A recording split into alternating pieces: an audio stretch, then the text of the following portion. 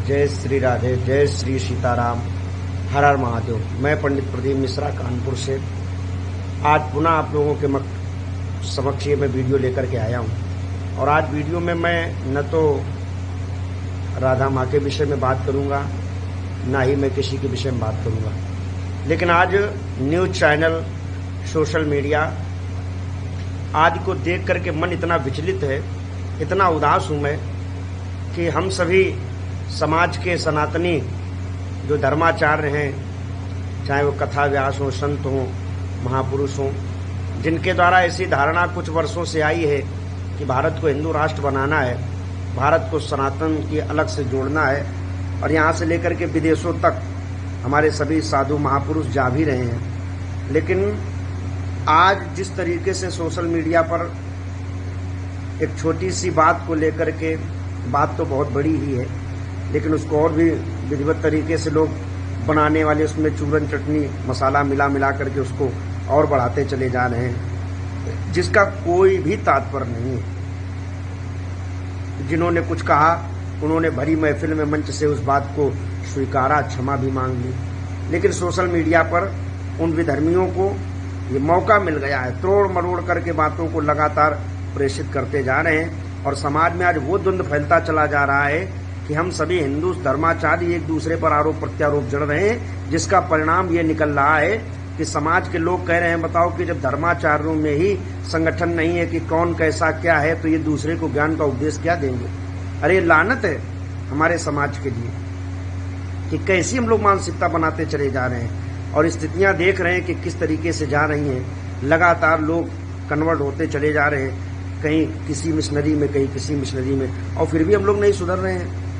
अरे ये इतनी मेहनत करने का तात्पर्य क्या होगा जो बड़े बड़े धर्माचार्य बैठ करके बेचारों मंचों पर और घर वापसी करा रहे हैं, और हम लोग फिर से ऐसा द्वंद्व पाल रहे हैं। मैं सभी ब्रजवासी, सभी वृंदावनवासी, संत महापुरुष कथावाचक जो भी हैं, उनसे मैं यही कहूँगा कि आप ये सभी हट छोड़ करके हम सभी सामंजस्य बना करके काम करें। जितने भी हमारे भारत देश के धर्माचार्य हैं, चाहे वो हमारे कोई भी कथा व्यास हो या कोई भी संत हो, हम लोगों को सामंजस्य बनाने की जरूरत है।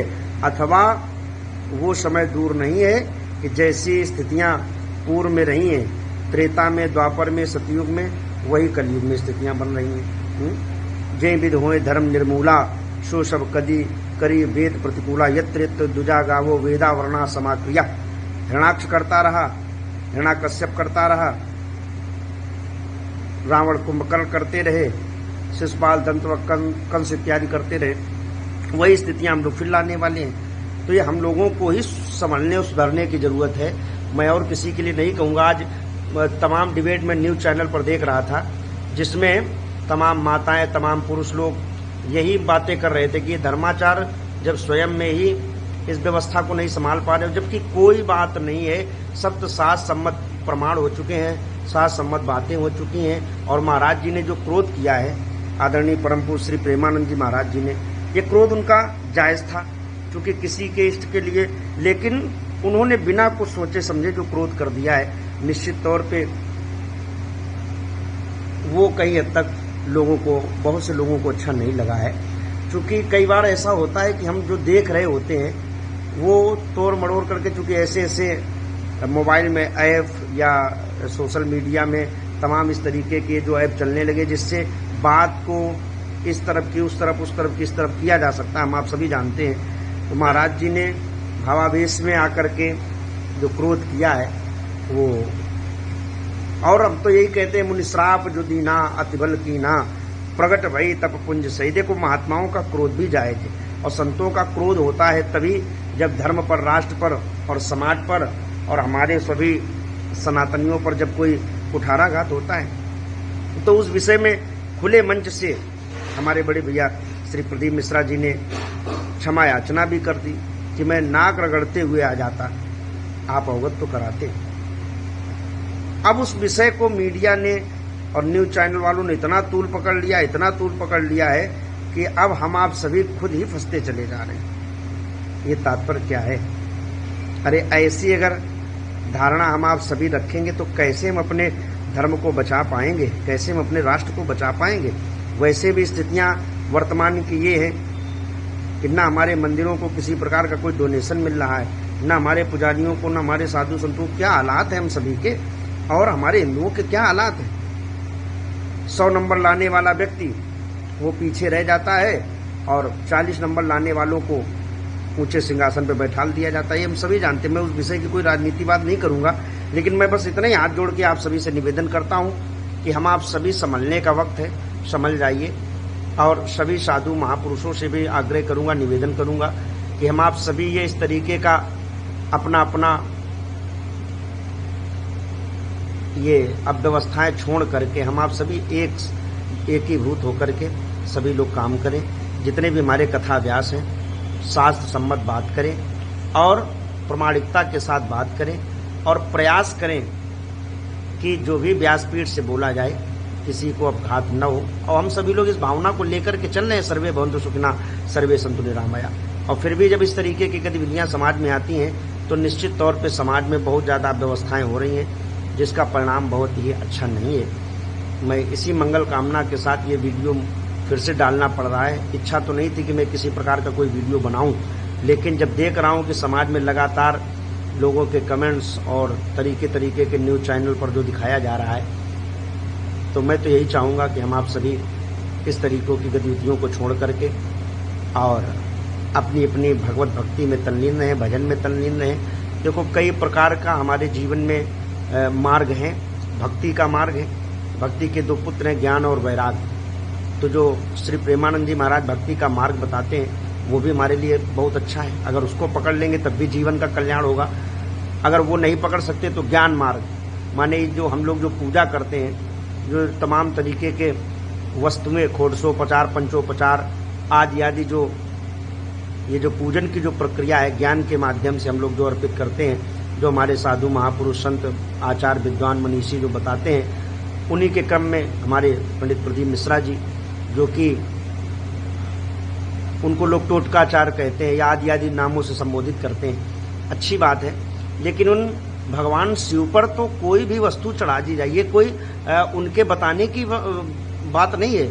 महादेव कैसे हैं? बोले परम शांतम मीलित लोचना, बड़े शांत स्वभाव के हैं भगवान महादेव। देवों के देव महादेव है ना, भोले, इतने भोले हैं कि कोई भी वस्तु हम चढ़ा दें और अपनी धारणा अगर बना दें तो महादेव उस वस्तु को स्वीकार करके हमारे जीवन का कल्याण कर देते हैं। तो 3 प्रकार की जो उनकी पूजाएं हैं, तो उनके अंतर्गत नाना प्रकार की वस्तुएं आती हैं। ये मैं किसी का बचाव करने के लिए नहीं कह रहा हूं। हम महादेव को कोई भी वस्तु अर्पित कर दें सच्चे श्रद्धा और भक्ति के साथ, तो महादेव प्रसन्न हो जाते हैं। तो भक्ति का मार्ग, फिर ज्ञान का मार्ग, और उसके बाद वैराग्य का मार्ग। वैरागी जो होते हैं, न तो वो माला घुमाते हैं और न तो वो भजन करते हैं। वो तो कहते हैं मेरा सुमिरन हर करें और मैं पावा विश्राम, वो तो आराम करते हैं। लेकिन पूर्ण एक उनको चिराण किम पति निसंति दिसंति भिक्षाम, उनका जीवन तो ऐसा होता है कि उन्हें वस्त्र तक की आवश्यकता नहीं होती, किसी भी प्रकार का कोई संग्रह परिग्रह नहीं करते हैं। तो ये वैरागी मार्ग है। तो अब हम सभी लोगों के लिए तीनों मार्ग खुले हैं। अगर हम आप भक्ति के मार्ग पर चल रहे हैं तो श्री प्रेमानंद जी महाराज जी को सुनते हैं, उनके भी अनुयायी हैं, बहुत अच्छी बात है, आपका भी कल्याण होगा। ज्ञान के मार्ग पर चल रहे हैं तो तमाम आचार्यों के द्वारा व्रत अनुष्ठान पूजन जो बताए जा रहे हैं, या हमारे श्री प्रदीप मिश्रा जी के द्वारा जो तमाम टोटके जो बताए जा रहे हैं, उनसे भी हमारा कल्याण है। और वैराग्य के मार्ग पर चल रहे हैं, जो प्रायः हम गृहस्थ जीवन वालों के लिए संभव नहीं है। अगर होता है तो फिर हम गृहस्थ धर्म में रह नहीं पाते, हम कहीं बाहर जंगलों में, पर्वतों में, गुफाओं में, कंदराओं में पहुंच जाते हैं। तो वो भी आपको देखने को मिलेगा, तमाम साधु संत कंदराओं में रह रहे हैं। तो वैरागी मार्ग है। ये तीनों मार्ग हमारे जीवन के लिए हैं। श्रवणम कीर्तनम विष्णु स्मरणम पाद सेवनम अर्चनम वंदनम दास्यम सख्य आत्म निवेदनम। फिर भक्ति के प्रकार हो जाते हैं, ज्ञान के, वैराग के प्रकार होते चले जाते हैं, ऐसे ऐसे बदलता चला जाता है। तो हमारे यहाँ बहुत से मार्ग हैं और हम किसी भी एक मार्ग को पकड़ लेंगे तो हमारे जीवन का कल्याण होगा। और मैं हाथ जोड़ के यही निवेदन करूंगा अब सभी कथा व्यासों से, और जितने भी हमारे ब्रज के लोग जो तमाम प्रकार के पुतले जला रहे हैं और तमाम प्रकार के जो अव्यवस्थाएं समाज में चालू हो गई, कहीं कोई मुकदमा लिखा रहा, कहीं कुछ कर रहा है। अरे मेरे भाई, आप लोग आज धर्माचार्यों को लेकर के इतना उत्सुकता पूर्वक ये सब काम करने लगते हैं, और उस दिन कहाँ आप सब चले गए थे जब पार्लियामेंट में बैठ करके वो स्वामी प्रसाद मौर्य जैसा व्यक्ति कह रहा था रामायण फाड़ दो। और उस दिन कहाँ थे जब और 90 के दशक में हमारे सिठमरा क्षेत्र से एक यादव, जो हमारे कानपुर देहात से सिकंदरा विधानसभा से, नाम तो जहन में नहीं आ रहा है, मैंने एक बार उस पर वीडियो भी बनाया था, उस व्यक्ति ने वो रामायण ही फाड़ दी थी।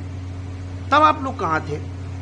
यह तमाम तरीके की गतिविधियां साधु संतों पर जब लोग अब अपमान करते, अत्याचार करते हैं, पाल घर में इतना बड़ा कांड हुआ, तब कहाँ थे? उस दिन केवल 2-4 चेहरे ही दिख रहे थे कि केवल देवकी नंदन जी दिखेंगे, केवल अनुरुद्धाचार्य जी दिखते, केवल प्रदीप मिश्रा ही उस समय दिखे और कोई नहीं बोलने वाला था। तब आपका पुतला आप क्यों नहीं जला रहे थे? क्या साहब, थोड़ी सी बात को लेकर के, थोड़ी सी विषय को लेकर के इतना बड़ा आप लोग प्रोपोगंडा बनाए हुए हो। मैं तो सभी से निवेदन करूंगा, इस तरीके की हट छोड़ करके हम आप सभी, चाहे वो कोई भी हो, किसी एक पक्ष की बात मैं नहीं कर रहा हूं, चाहे कोई भी हो, लेकिन हम आप सभी अपनी अपनी हट को छोड़ करके भगवत भक्ति मार्ग में तल्लीन रहें। सनातन को किस प्रकार से आगे बढ़ाना, इस पर मंथन करें, न कि ये तमाम तरीके की राजनीति करके। राजनीति से हासिल होने वाला कुछ नहीं है ना। हर हर महादेव, जय श्री राम, जय श्री सीताराम।